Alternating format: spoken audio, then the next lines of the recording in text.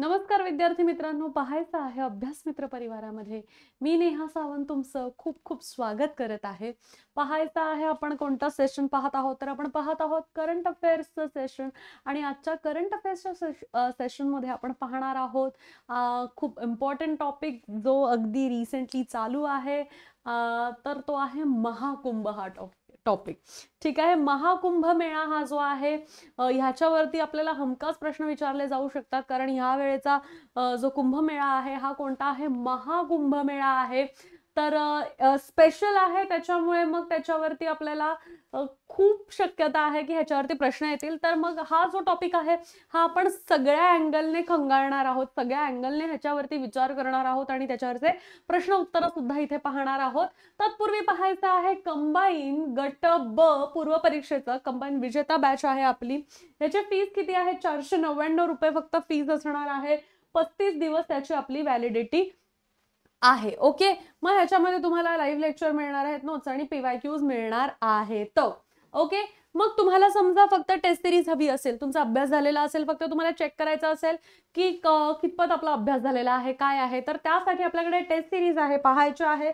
10 taste तुम्हाला त्याच्यामध्ये मिळणार आहेत. फीस किती आहेत?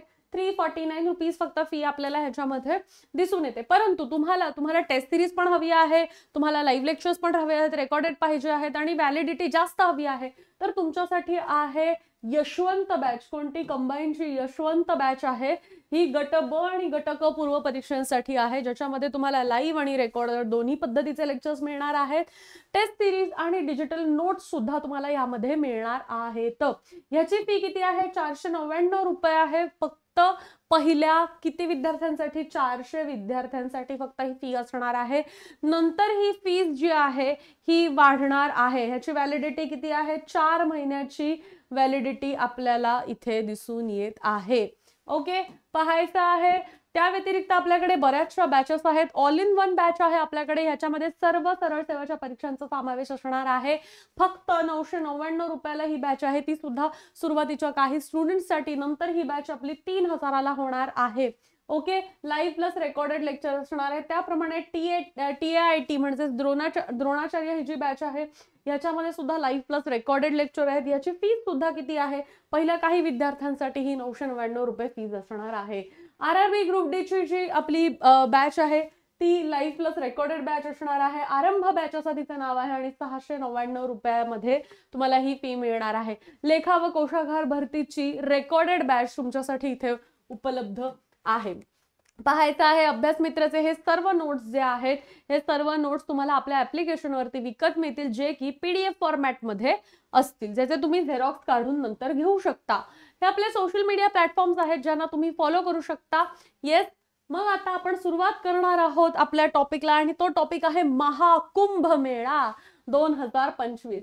येस, ह्या वर्षभरात होणाऱ्या ज्या परीक्षा आहेत त्यांच्यामध्ये तुम्ही ह्या विषयावरचे प्रश्न एक्सपेक्ट करू शकता. येस, चला मग पहिल्यांदा आपण जसं की आपण खेलरत्न ह्या टॉपिक सोबत म्हणजेच काय आहे राष्ट्रीय क्रीडा पुरस्कार ह्या टॉपिक सोबत जे आपण केलेलं होतं त्याचप्रमाणे आपण हा महाकुंभ मेळाच्या टॉपिक सोबत सुद्धा करणार आहोत. म्हणजेच काय आहे डायरेक्ट क्वेश्चन आन्सर्स न घेता आपण काय करणार आहोत, पहिल्यांदा थिअरी पार्ट पाहणार आहोत आणि हा थिअरी पार्ट नंतर मी प्रश्न उत्तर घेणार आहे, so that you can check की तुम्हाला हा थिअरी पार्ट जो आहे, ही जी इन्फॉर्मेशन देत आहे ही तुम्हाला कितपत समजलेली आहे आणि तुम्ही कितपत आन्सर्स देऊ शकता याचा अंदाज तुम्हाला येईल. मग आज जितके काही प्रश्न असतील त्याच्यापैकी जेवढे प्रश्न तुमचे बरोबर येत आहेत हे मला कमेंट सेक्शन मध्ये सांगायला अजिबात विसरू नका.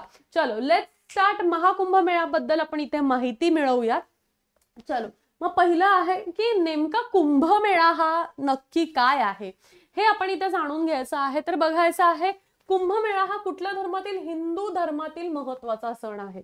ओके, कोणाचा सण आहे? हिंदू धर्मातील आपण महत्वाचा सण मानतो.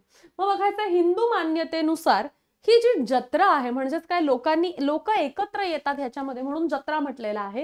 हिंदू मान्यतेनुसार ही जी जत्रा आहे ही मकर संक्रांतीच्या दिवसापासून सुरू होते. बरोबर आहे, मकर संक्रांतीच्या दिवसापासून ही जत्रा इथे सुरुवात होत असते आणि भारतातील सर्वात मोठ्या आणि सर्वात धार्मिक मंडळांपैकी एक म्हणून ही प्रसिद्ध आहे. 4 भारतीय शहरांमध्ये दर 12 वर्षांनी आयोजित केले जाते. आता ह्याच्यामध्ये ना भरपूर विद्यार्थी मित्रांना कन्फ्युजन होतं की बाबा 4 भारतीय शहरं आहेत आणि 12 वर्ष आपण म्हणत आहोत, मग नक्की हे 12 वर्ष का बरं म्हणत आहोत? तर लक्षात घ्या, 4 भारतीय शहरं आहेत आणि प्रत्येक शहरामध्ये 12 वर्षांनी एकदा लागतं. म्हणजेच काय आहे, आपण पाहणार आहोत पुढे, मी तुम्हाला समजावून सांगते की प्रत्येक 3 वर्षांनी शहर बदललं जातं. बरोबर आहे. दर 3 वर्षांनी हा कुंभमेळा होत असतो आणि समजा ह्या शहरात ह्या वर्षी झाला तर 3 वर्षांनी पुढच्या शहरात होतो, त्याच्या 3 वर्षांनी पुढच्या शहरात येतो. त्यामुळे एक कुंभमेळा त्याच शहरात पुन्हा यायला 12 वर्ष लागतात. त्यामुळे लक्षात घ्या, हा जो कुंभमेळा आहे हा 4 भारतीय शहरांमध्ये होतो आणि तो दर 12 वर्षांनी होत असतो. समजलेला आहे लॉजिक? किती वर्षांनी होत असतो? दर 12 वर्षांनी कुंभमेळा एखाद्या शहरामध्ये जो होतो आहे. आता बघूयात, हा मेळावा जो आहे हा 4 वेगवेगळ्या ठिकाणी होत असतो आणि तो कुठे कुठे होतो आहे आपल्याला बघायचा आहे. हरिद्वार मध्ये होतो. कुठे होतो तर बघायचं आहे, गंगा नदीच्या काठावर, गंगेच्या काठावरती होत असतो. त्याच्यानंतर आपण बघूया उज्जैन मध्ये होतो, शिप्रा नदीच्या काठावरती. मग नाशिक मध्ये होतो, गोदावरी नदीच्या काठावरती, म्हणजे दक्षिण गंगा जिला म्हटलं जातं त्याच्या तीरावरती. मग आता इथे बघूयात, प्रयागराज मध्ये जो होतो हा कोणत्या नदीवरती होतो तर कुठल्या नदीच्या तटावरती नाही, तर प्रयागराज मध्ये हा जो कुंभमेळा होतो हा संगमावरती होतो. कोणत्या संगमावरती बघायचा आहे? हा गंगा, यमुना आणि पौराणिक अदृश्य सरस्वती ह्या त्रिवेणी संगमावरती होत असतो.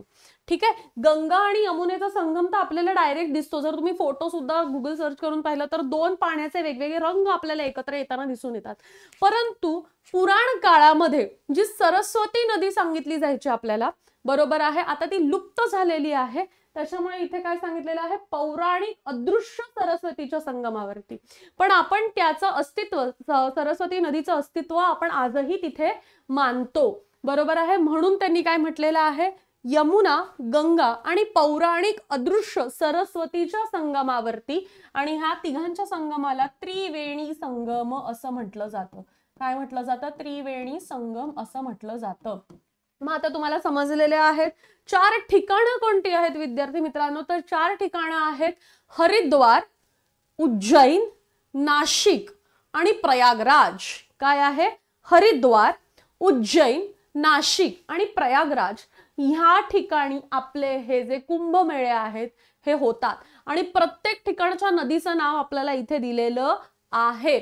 हरिद्वार मध्ये गंगा नदीच्या काठी होत असतं, उज्जैन मध्ये शिप्रा नदीच्या काठी होत असतं, नाशिक मध्ये गोदावरी नदीच्या काठी होत असतं आणि तेच प्रयागराज मध्ये गंगा, यमुना आणि पौराणिक अदृश्य सरस्वती ह्याच्या त्रिवेणी जे संगम आहे ह्या संगमावरती आपल्याला हा कुंभमेळा होताना दिसतो. येस.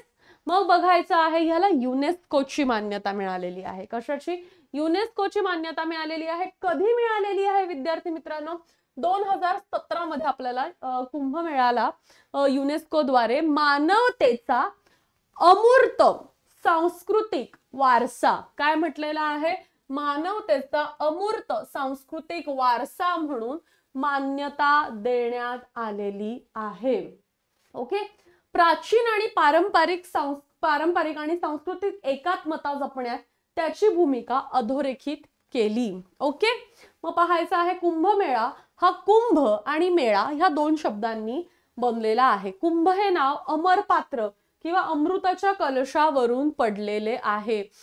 समजलेलं आहे. कुंभ म्हणजे आपण मातीचा जो माठ म्हणतो ह्याला कुंभ म्हटलं जातं, पण त्याला कुंभ केव्हा म्हटलं जातं तर त्याला अमर पात्र म्हटलं गेलेलं आहे. अमर पात्र किंवा अमृताचा कलश. मग हे कुठे संदर्भ आहे विद्यार्थी मित्रांनो? तर समुद्र मंथनाच्या वरती. समुद्र मंथन जे तुम्ही कथा ऐकली असेल, पुराण कथा जी आहे समुद्र मंथनाची, ते जर तुम्ही ऐकलं असेल तर त्या समुद्र मंथनामधल्या तो जो अमृताचा घट आहे त्याला कुंभ असं म्हटलं गेलेलं आहे. म्हणून त्याला अमर पात्र किंवा अमृताचा कलश असं म्हटलेलं आहे. मग ह्या अमर पात्र किंवा अमृताच्या कलशाला आपण कुंभ असं म्हणतो आणि तिथे होणारा जी सभा आहे, लोक जे एकत्रित येतात त्याला मेळा असं आपण म्हणतो.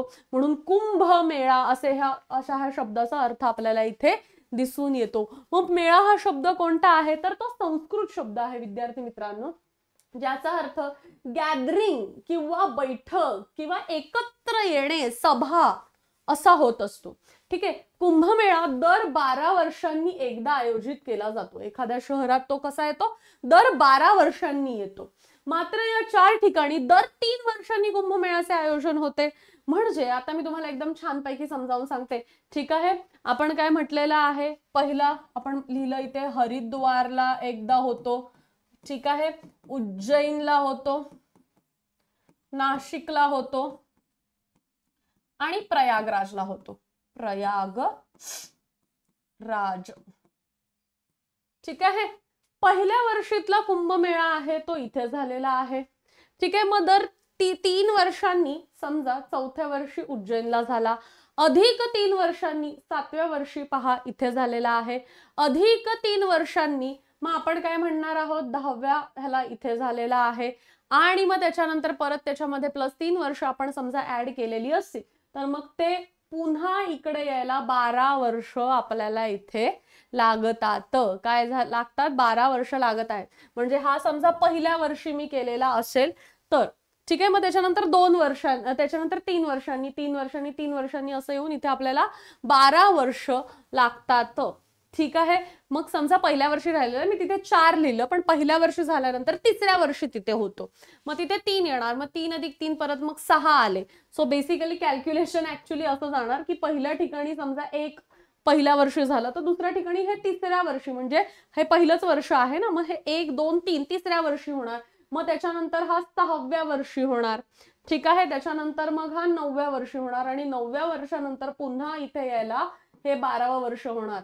म्हणजेच काय आहे, एका ठिकाणी तो 12 वर्षानंतर कुंभमेळा होतो, पण जेव्हा सिटी वाईज जर तुम्ही पाहिलं तर ते काय आहे, दर 3 वर्षांनी आपल्याला तो होताना दिसतो. सो मी जे इथे 1 आणि 4 लिहिलेलं ना, ते इथे काय असणार आहे, हा 0 असणार आहे ना, म्हणजे आज झाला तर 3 वर्षांनी मग इथे 3 येणार. So that was my bad.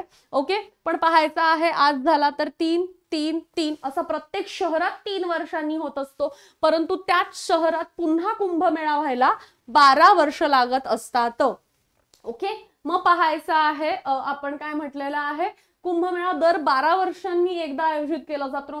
मात्र या 4 ठिकाणी दर 3 वर्षांनी कुंभमेळ्याचे आयोजन केले जाते. मग कुंभमेळा हा हिंदू आख्यायिका समुद्र मंथन किंवा अमृत मंथनाशी संबंधित आहे. जसं मी मगाशी म्हटलेलं समुद्र मंथन जे होतं त्याच्याशी संबंधित आपल्याला हा कुंभमेळा दिसून येतो. म्हणजे याचं ओरिजिन जे आहे कुंभमेळ्याचं हे समुद्र मंथनापाशी आहे.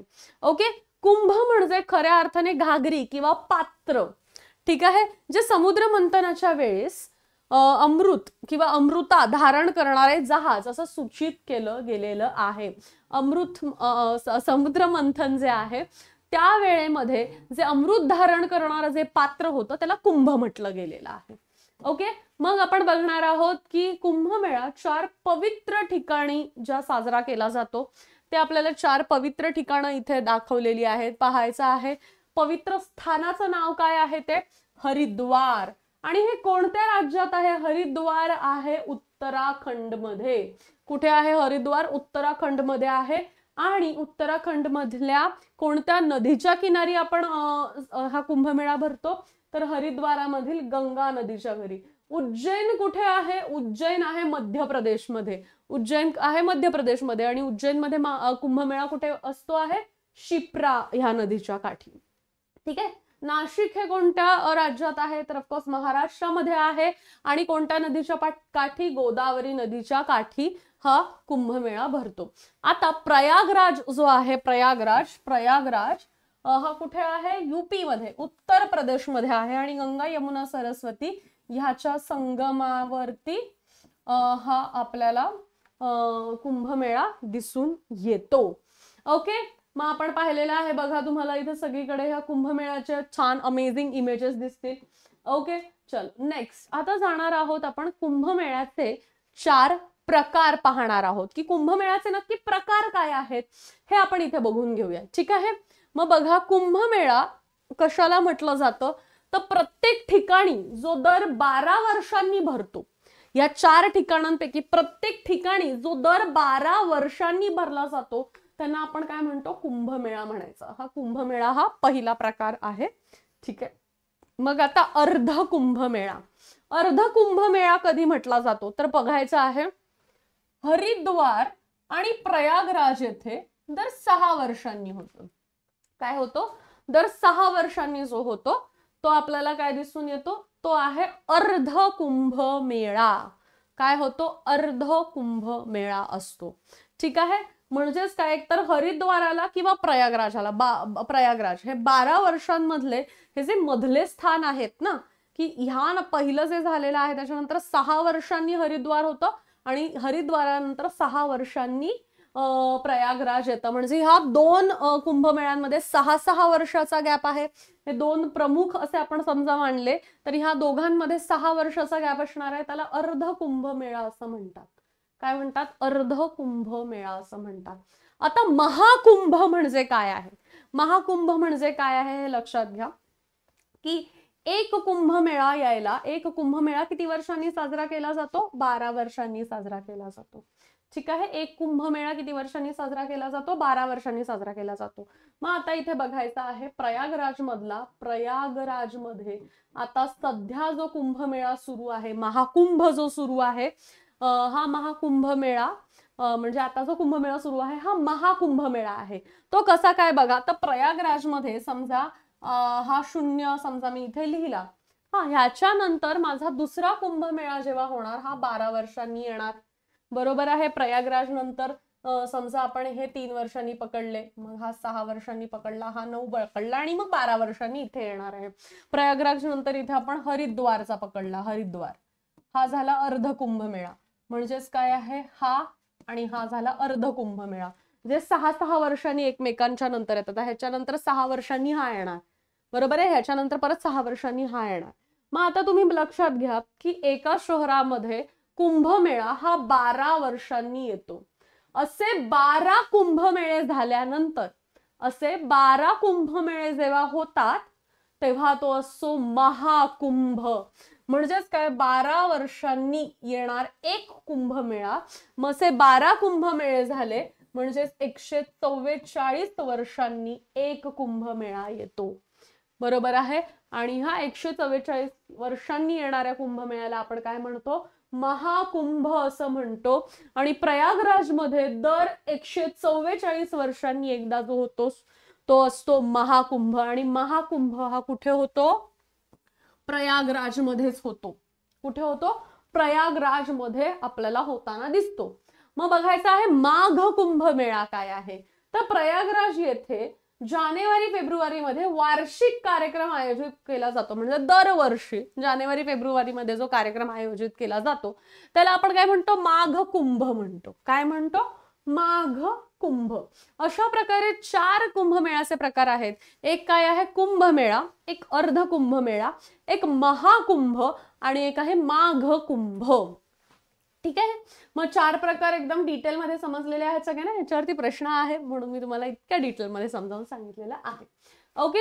मग कुंभमेळ्याचा इतिहास आपल्याला इथे बघायचा आहे. काय आहे, अगदी शॉर्ट अँड स्वीट इतिहास दिलेला आहे. आपण बघायचा आहे. पौराणिक कथेनुसार भगवान विष्णू अमृताने भरलेले भांडे घेऊन जात असताना राक्षसांपासून ते हिसकावताना, बरोबर आहे, भगवान विष्णू जेव्हा ते कुंभ घेऊन चाललेले होते अमृताने भरलेला, तेव्हा तो राक्षसांकडून हिसकावताना अमृताचे 4 थेंब पडले. अमृताचे 4 थेंब पडले. आणि असं म्हटलं जातं की हे थेंब कुठे पडले, तर हे थेंब पडले प्रयाग, हरिद्वार, नाशिक आणि उज्जैन येथे पडले. आणि ह्या तीर्थक्षेत्रामध्ये ते पडले. तीर्थ हे असे स्थान आहे जिथे भक्ताला ह्या नश्वर जगापासून मुक्ती मिळते, म्हणून त्याला तीर्थस्थान असं म्हटलं जातं. अशा परिस्थितीत जिथे अमृताचे थेंब पडले तिथे 3 वर्षांच्या अंतराने कुंभमेळ्याचे आयोजन केले जाते. दर 3 वर्षांनी केले जातं. बरोबर आहे. मग हे अमृताचे थेंब तिथे पडल्यामुळे लोक तिथे जाऊन त्या पाण्यामध्ये काय घेत असतात, एक डुबकी घेत असतात. ओके. ज्याला महास्नान असंही सुद्धा म्हटलं जातं, कुंभस्नान म्हटलं जातं. त्याचे सुद्धा प्रकार आपण इथे पाहणार आहोत. येस. चला पाहायचं आहे. ह्या तीर्थक्षेत्रांपैकी संगमाला तीर्थराज असंही म्हटलं जातं. संगम आहे तिकडे. ओके, कुठे आहे हे संगम? प्रयागराजला. ओके, त्याला तीर्थराज असेही म्हणतात. संगमात दर 12 वर्षांनी कुंभ आयोजित केला जातो. ठीक आहे, चला पुढे बघायचं आहे. मग 2025 प्रयाग कुंभमेळा, ज्याला 2025 महाकुंभ म्हणूनही ओळखले जाते, हा महाकुंभ मेळ्याची चालू आवृत्ती आहे. आता जे चालू आहे ती आवृत्ती आहे 13 जानेवारी ते 26 फेब्रुवारी 2025 या कालावधीमध्ये प्रयागराज, कशातील? उत्तर प्रदेशातील प्रयागराज, भारतातील त्रिवेणी संगम येथे हे होणार आहे. म्हणजे भारतातील उत्तर प्रदेशातील प्रयागराज येथे असलेल्या त्रिवेणी संगमामध्ये हा होणार आहे.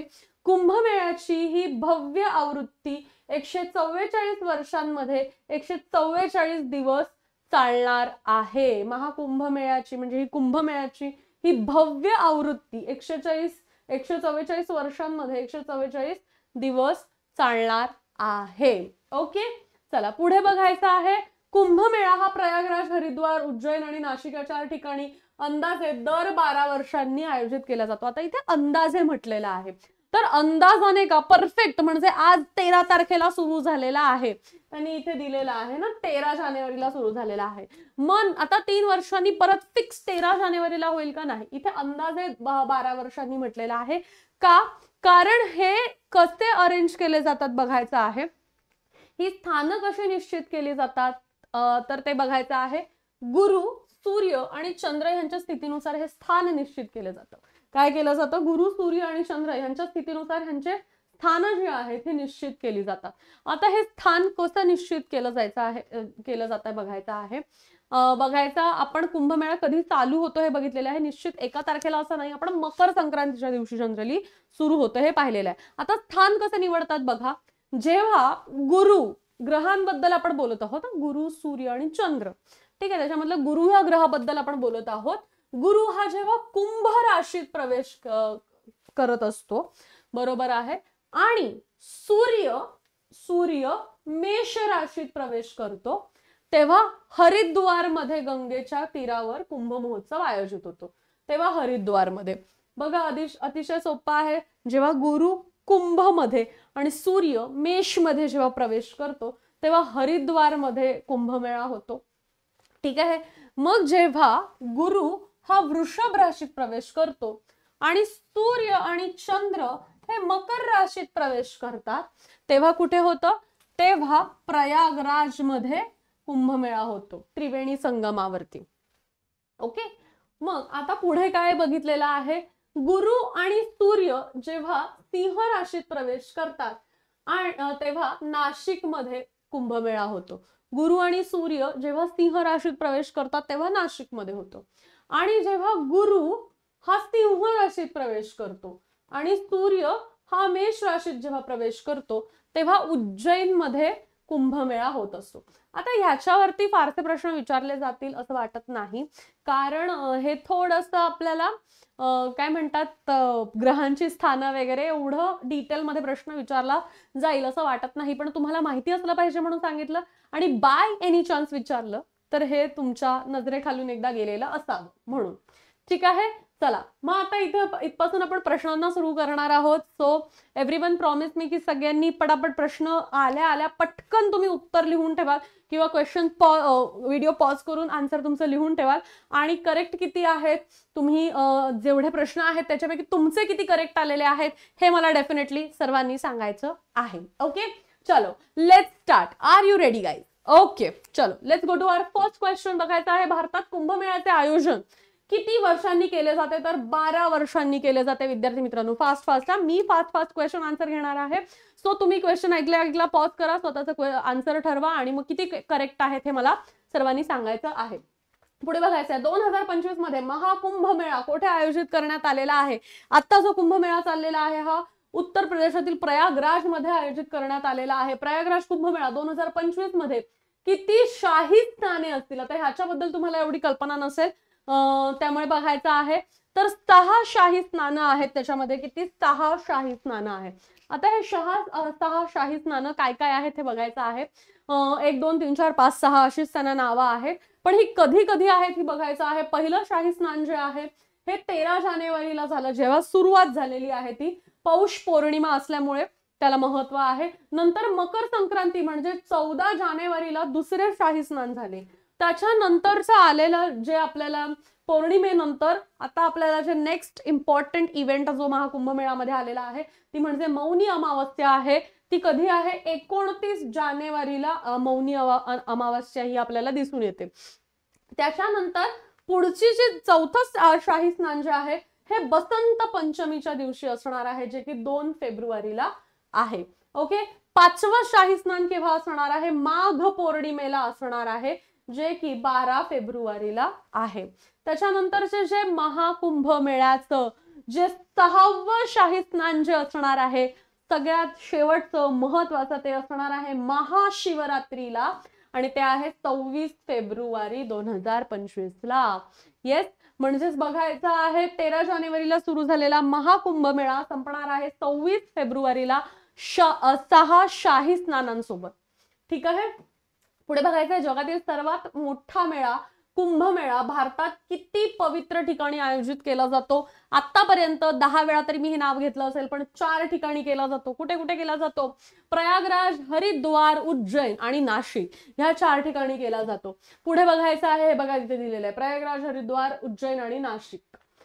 युनेस्कोच्या अमृत सांस्कृतिक वारसा यादीत कुंभमेळ्याचा कोणत्या वर्षी समावेश करण्यात आलेला आहे? आपण पाहिलेला आहे 2017 मध्ये समावेश करण्यात आलेला आहे. ठीक आहे, स्टार्टिंगला जो थिअरी पार्ट पाहिला त्याच्यामध्ये आपण हे ऑलरेडी पाहिलेलं आहे. चलो पुढे बघायचं आहे उत्तर प्रदेश सरकारने 2025च्या महाकुंभ मेळ्यापूर्वी कोणत्या जिल्ह्याला महाकुंभ म्हणून घोषित केलेलं आहे?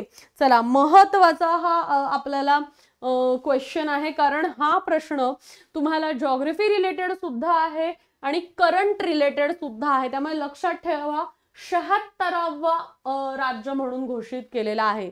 ओके, कितवं राज्य? 76वा राज्य म्हणून घोषित केलेलं आहे. ठीक आहे, 2025 मध्ये प्रयागराज येथे महाकुंभ मेळा केव्हापासून कधीपर्यंत आयोजित करण्यात आहे? 13 जानेवारी पासून 26 फेब्रुवारी पर्यंत. पहा कुठे मिळालेला आहे, पर्याय क्रमांक बी करेक्ट आहे. ओके, पुढे बघायचं आहे पुढील कुंभमेळा 2027 मध्ये कोठे होणार आहे? तर हा कुंभमेळा होणार आहे नाशिक मध्ये, महाराष्ट्रात होणार आहे.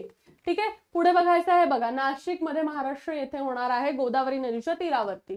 मग बघा महाकुंभाची भावना दुर्गम भागात पोहोचण्यासाठी उत्तर प्रदेश सरकारने कोणते FM चॅनल सुरू केलेले आहे? तर त्या FM चॅनलचं नाव आहे कुंभवाणी. ओके, मग पाहायचं आहे कुंभवाणी FM चॅनल उत्तर प्रदेशाचे मुख्यमंत्री योगी आदित्यनाथ यांनी जानेवारी 2025 मध्ये महाकुंभाचा आत्मा दुर्गम भागात पोहोचण्यासाठी केलेला आहे. हा बॉक्स FM चॅनल वरती 103.5 MHz वर प्रसारित केलेला जाणार आहे. ओके, नेक्स्ट बघायचं आहे कुंभमेळ्यातील कुंभचा अर्थ काय आहे? तर कुंभचा अर्थ आहे कलश, पात्र. ओके, चला मग बघायचं आहे महाकुंभ मेळ्याचे वर्णन कोणत्या पुस्तकात केलेले आहे? हे सुद्धा महत्वाचे आहे. हिस्ट्री रिलेटेड क्वेश्चन पण येऊ शकतो आणि करंट रिलेटेड क्वेश्चन सुद्धा आहे. त्यामुळे असे जे क्वेश्चन्स आहेत जे आपल्या थिअरी आणि स्टॅटिक पोर्शनशी सुद्धा रिलेटेड असतील ते जरा महत्वाचे ठरतात. बघायचं आहे स्कंद पुराण ह्याचं आन्सर आहे. स्कंद पुराणात त्याचा उल्लेख आहे. कुंभमेळा कुठे आयोजित केला जाईल हे कोणत्या आधारावरती ठरलं जातं? सो मगाशी जे मी तुम्हाला सांगितलेलं ना की सूर्य ह्या राशीत असला पाहिजे, चंद्र ह्या राशीत किंवा गुरु ह्या राशीत असला पाहिजे, तर ह्याच्यामध्ये तुम्हाला एक्झॅक्टली त्याच्यावरती क्वेश्चन विचारतील असं नाही, पण इतका वरवरचा प्रश्न येऊ शकतो की कुंभमेळा कुठे आयोजित केला जाईल हे कोणत्या आधारावर ठरलं जातं? तर हे राशींवर ठरलं जातं, लक्षात घ्या. ठीक आहे, चला कुंभमेळ्याचे आयोजन ग्रहांची स्थिती विशेषतः सूर्य, चंद्र आणि गुरु या राशीच्या आधारावरती आपल्याला केलेलं दिसून येतं. ठीक आहे, नेक्स्ट बघायचं आहे 144 वर्षातून एकदा होणारा महाकुंभ मेळा कोणत्या नदीच्या काठावरती आयोजित केला जातो? तर बघायचं आहे एव्हरी टाइम हा प्रयागराज मध्ये होत असतो महाकुंभ मेळा. आणि प्रयागराज मध्ये नेमका कुठे होत असतो हा महाकुंभ मेळा? तर त्रिवेणी संगमावरती, म्हणजेच गंगा, यमुना आणि पौराणिक अदृश्य सरस्वती. येस, चला पुढे बघायचं आहे भारतात कुंभमेळ्याचे किती प्रकार आहेत? तर आपण अगोदरच पाहिलेला आहे कुंभमेळ्याचे 4 प्रकार आहेत. कोणता आहे? कुंभमेळा, महाकुंभमेळा, अर्धकुंभ आणि माघ कुंभ. ओके, चलो पुढे बघायचं आहे महाकुंभ मेळा कोणत्या पौराणिक घटनेशी संबंधित आहे? समुद्र मंथनाशी संबंधित आहे. येस, चला पुढे बघायचं आहे, प्रयागराज उत्तर प्रदेश येथे कोणत्या नद्यांच्या संगमावरती कुंभमेळ्याचे आयोजन केलेलं आहे? गंगा, यमुना आणि सरस्वती ह्या त्रिवेणी संगमावरती केलेला आहे. उज्जैन मध्य प्रदेश मध्ये कुंभमेळा कोणत्या नदीच्या काठावर आयोजित केलेला आहे? आपण मगासपासून रिपीट हे खूप वेळा पाहिलेलं आहे. जस्ट बिकॉज तुमच्या डोक्यात फिट बसावं तर बघायचं आहे शिप्रा नदीच्या इथे काठावरती. ठीक आहे. कोणत्या जत्रेला आदिवासींचा महाकुंभ असेही म्हटले जाते? तर लक्षात ठेवायचं आहे मेडारम जत्रा मेळा हा जो आहे याला आदिवासींचा महाकुंभ असं इथे म्हटलं जातं. तर बघायचं आहे मेदारम जत्रेला आदिवासींचा महाकुंभ म्हटले जाते. भारतातील तेलंगणा राज्यामध्ये हा साजरा केला जातो. कुठे? तेलंगणामध्ये हा साजरा केला जातो. हा एक मोठा आदिवासी सण आहे. कोणता? मेदारम जत्रा. ठीक आहे. चला, प्रयागराज मध्ये माघ कुंभमेळा कोणत्या महिन्यात भरत असतो? बघायचा आहे. तर कोणताही कुंभमेळा आपल्याला इथे असू देत, कोणताही ऍब्सोल्युटली कुंभमेळा असू देत, मग तो माघ कुंभमेळा जो आहे वार्षिक भरणारा हा बघायचा आहे जानेवारी फेब्रुवारी मध्ये आपल्याला भरताना दिसतो. मग बघायचं आहे कोणत्या सणाला पूर्वेचा महाकुंभ असं म्हटलं जातं? काय म्हटलेलं आहे? पूर्वेचा महाकुंभ. तर अंबुबाची मेळ्याला काय म्हटलं जातं? पूर्वेचा महाकुंभ असं म्हटलं जातं. भारतात कुंभमेळा कोणत्या शहरात आयोजित केला जातो? तर भारतात कुंभमेळा बघायचा आहे Haridwar yes, Ujjain yes, Nashik yes, Prayagraj yes. म्हणजे आपलं खरं उत्तर काय आहे? वरील पैकी सर्व ठिकाणी हा साजरा केला जातो. ओके. पाहायचं आहे महाकुंभमेळ्याची परंपरा कोणत्या काळापासून सुरू झालेली आहे? आता जे युग मानलं जातं, द्वापर युग, सतयुग, कलयुग, ठीक आहे, हे सगळे जे मानलं जातं तर लक्षात काय ठेवायचं आहे?